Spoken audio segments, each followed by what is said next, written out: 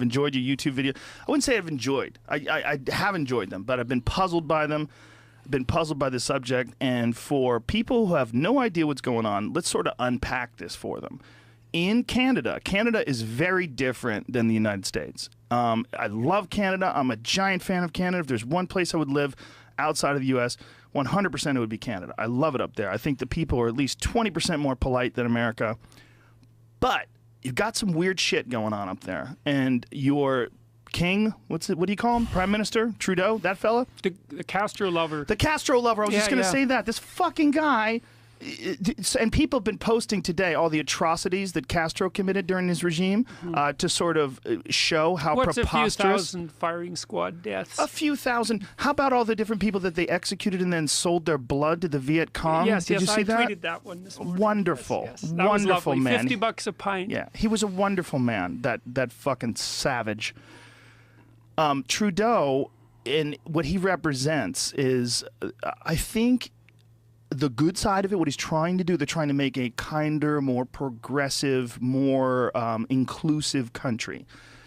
But along the way, what they're doing is they're promoting what you would call online social justice warrior values. And some of them are a little preposterous. You are one of the very few academics who have fought against some of these ideas that are not just being promoted, but are being enforced. And written into law. And one of them is about gender pronouns. What we mean by gender pronouns is not just he and she, but a whole slew of invented gender pronouns that you're going to be compelled to use. Yeah, you're already compelled to use, and likely in the States too, even though people don't know it yet. Certainly in New York, and the employment EEOC has already ruled on that with regards to businesses for the U.S. and yeah, businesses, and I believe also landlords. I think, so if your landlord chooses to misgender you, and not just misgender you, like if you're a transgender woman, you used to be a man, now you're a woman, and they call you a he. It's not just that. Like, you're compelled to use how many? What is the number of them now? Well, there's no standard nomenclature for the non-gender or for the non-binary types. There's many, many invented words, and which of those you're supposed to use is dependent entirely on the subjective choice of the person that you're talking with. Now, most people, I believe, out there listening are going, "What the hell are they talking about right now?" We're talking about as many as 70 plus invented gender pronouns like Z, XE, ZIR, HIR, a bunch of weird ones. And this is for people that don't necessarily think they're a he or a she. So they prefer these things. On top of that, you have animal kin. Which is other kin, including worm self, which was the one I found most amusing. Worm self, fox I guess kin. that's for the low self-esteem otherkins.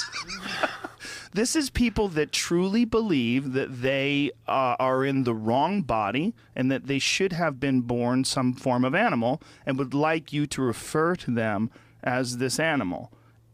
Or elf. Or elf. Or fairy. Or fairy. I've seen pixie. Yeah. Pixie kin. I haven't seen Pixiekin. That's a good one. But just get on Tumblr. You got to get on Tumblr. Right, yes, absolutely. That's where it all goes down. Professor Peterson, what the hell's going on? What is this? Well, I think it's partly a form of narcissism. Yes.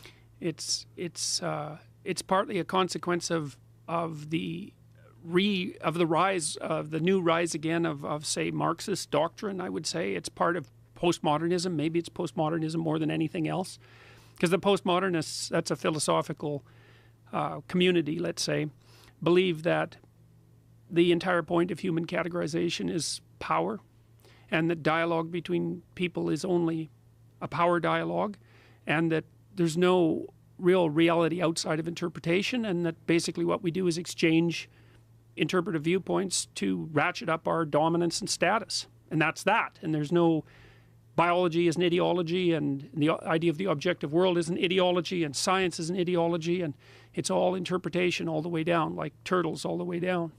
What do you mean by it's all about power? Like, in what way? Well, you imagine that there are groups of people who are competing in the world for resources, I suppose, and that it's a zero-sum game, and it's every group against every other group. And the reason that we engage in dialogue isn't to establish the truth or move towards some closer approximation of reality, but to structure this social interaction so that our group comes up on top. Right. And that is really what the problem is with all this, is that it's not just a matter of choosing to be defined in one way, but compelling others to define you in that way. Well, one of the most awful elements of it, I think, is the idea that individuals should be defined in terms of their group identity at all. I mean, you could argue, and this is one of these weird inversions that's so characteristic of this chaotic state that we're in, when people originally started fighting against unfair discrimination, and I say unfair discrimination because lots of discrimination is fair. If you discriminate against people on the basis of their competence, that's perfectly reasonable. It's unfair discrimination that constitutes the proper battleground for people who have a more egalitarian viewpoint. But the initial idea was to eliminate the proclivity for people to be categorized according to their group identity, because that was interfering with everyone's ability to view them as competent individuals. But that got flipped probably in the 70s after the Soviet state so self-evidently was revealed as a catastrophe. That got flipped so that the world was turned into one group against another, power struggle from one group against another, and then the social justice warrior types and the lefties, even the Democratic Party, started categorizing everybody according to their ethnic or sexual or racial identity and made that the canonical element of their being.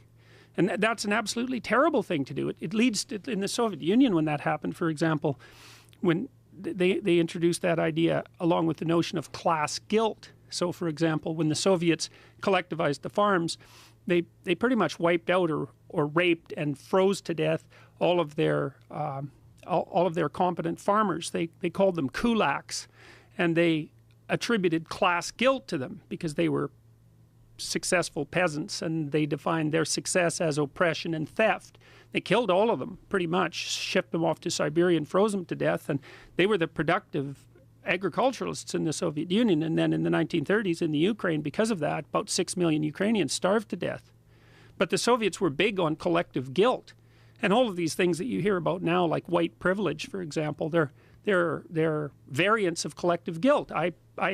I pick your bloody identity, whatever it happens to be, and then I make you a guilty member of that category, and then you and the rest of the guilty members of that category are judged as a unit.